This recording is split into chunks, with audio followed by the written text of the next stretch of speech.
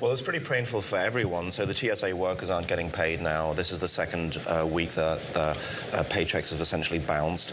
And as a result, you're seeing people not show up for work. You said it, 10%. And for the people traveling, we're seeing sort of pockets of disruption. There's not sort of a blanket disruption across the country. You have airports like Atlanta, Houston. Here in New York, you have some disruption.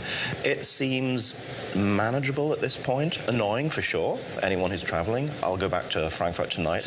I can report back. God willing. Yes. Elon Musk willing, maybe, so we shall see.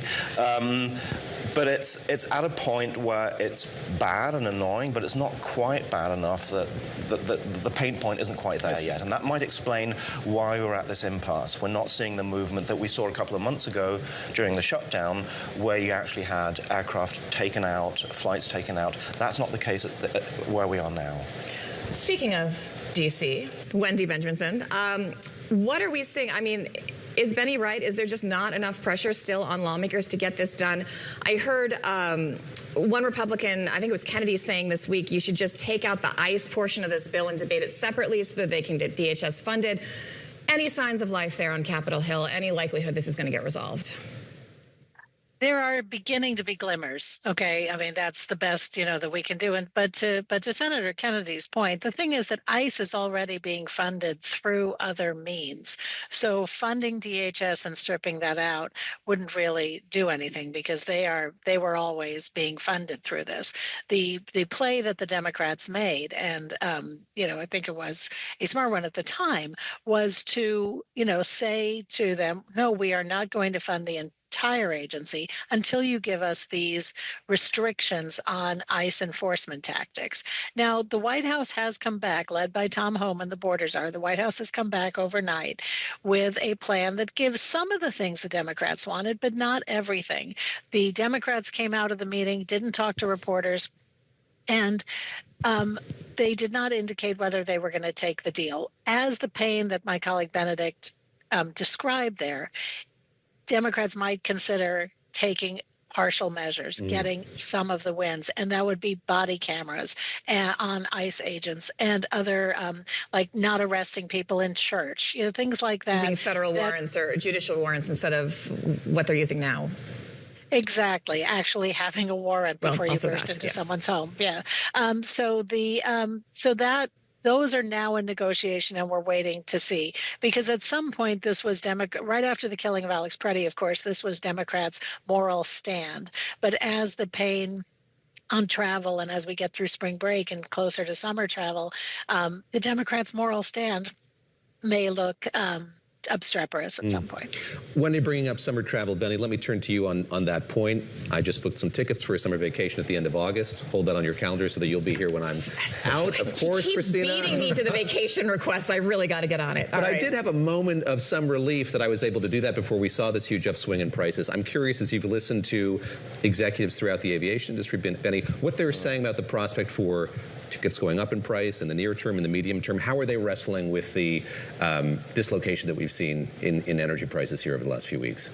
I mean, ticket prices will go up. There is no doubt about that. They have to pass on the higher costs, and principally the fuel cost, to the consumer. That will happen. So you did the right thing by booking early, and that's what we're seeing across the board at the moment. We spoke to a bunch of aviation executives this week, and they're on a bit of a sugar high, to be honest, because everyone is booking right now. Everyone is piling in. United told us they had some of the best booking days in history in March so far. Just everyone is piling in because everyone has that sense of FOMO. Is it going to get really expensive? I better book my ticket now. Spring break, you mentioned it, but the summer vacation. So the question is, at what point will the higher ticket prices kick in? And as a result, at what point will people then stop booking? So you might see people going on shorter trips. You might see people taking the car. So right now, things are looking great, unexpectedly great for the industry, but that could turn very quickly. Can I follow up on that quickly? If we get to August, prices are still elevated. Is someone's ticket safe and secure, or is it likely to lead to cancellations and backups if we're seeing airlines having to wrestle with much higher prices? It depends a little bit on the routes. Scott Kirby, the CEO of United, he said we are preparing for the higher prices by taking out some routes at this point. We're taking out some what's called capacity out of the market. So they are making sure that sort of non-profitable, non-key routes may not be addressed anymore. So it really depends on where you're going. So if you're on a popular route, you're safe. But if you're going somewhere esoteric, then you might be in trouble. I love esoteric. Are you feeling better about your vacation now? I'm not going to reveal to where I'm going. Please, sorry, back to Wendy. My Wendy. selfish segment there. Sorry, I wanted to have that confirmation from Benny. That's really why I brought him here. Of course. There are a couple votes coming up. The Senate is supposed to vote Sunday on a motion to advance the nomination of Mark Wayne Mullen, who would replace Kristi Noem as the Secretary of Department of Homeland Security. That did make it out of committee, I believe, by one vote. Correct me if you're wrong. Do we think that will go through at this point? It seems like that's going to happen. Yes. The other thing they've got going is a possible $200 billion Iran war request from the Pentagon and the Save America Vote Eligibility Act. Run us through those. Okay, so taking them one at a time, Mark Wayne Mullen is going to be confirmed. I mean, no Democrat will vote for him, on partisan principle, and because I'm sure they don't want him to continue these policies that Kristi Noem and Donald Trump wanted. But senators love senators. They do believe a president gets his own cabinet, and there's a majority of Republicans. So that one's done.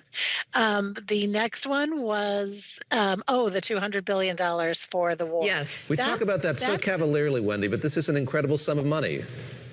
It's 2/3 of, I believe, the Defense Department's, something like 2/3 of the Defense Department's actual budget. It is a tremendous amount of money. And Congress is, staring down those midterms where their jobs are on the line.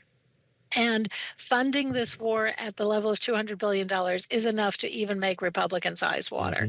And I think there may be some pushback. Yet, we have yet to see a real Republican pushback to any of Donald Trump's policies. And then on the other hand, I've got multiple hands here. On the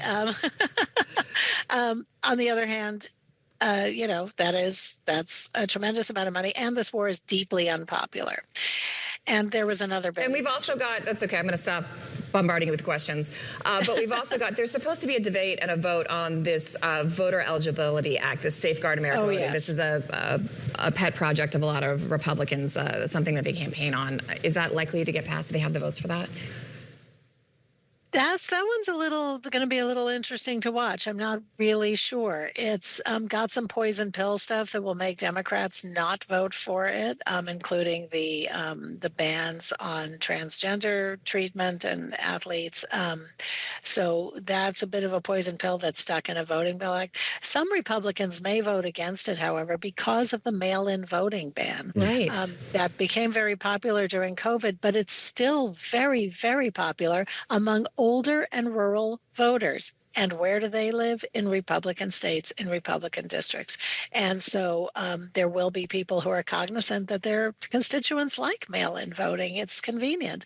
And so this may not get through, although Trump is lobbying this one, to quote him, the likes of which have never been seen. I mean, he's really hammering them on this. But there is irony there, because we saw the president flip-flop a bit on mail-in voting after after Republicans didn't do as well as Democrats. He was trying to get out the vote and tell people, go ahead, it's okay, after saying it wasn't safe and people weren't doing it, use that mail-in voting. But this is trying to curtail the number of people who can mail-in vote. So I guess that does make sense. We'll see what happens there. As again, Congress is in session over the course of this weekend. We're tracking that with our colleagues on the Hill and with Wendy as well. Wendy Benjaminson, our senior editor, covering the D.C. bureau on weekends for us. Wendy, great to see you. Benedikt Kammel, in from Germany, flying back tonight.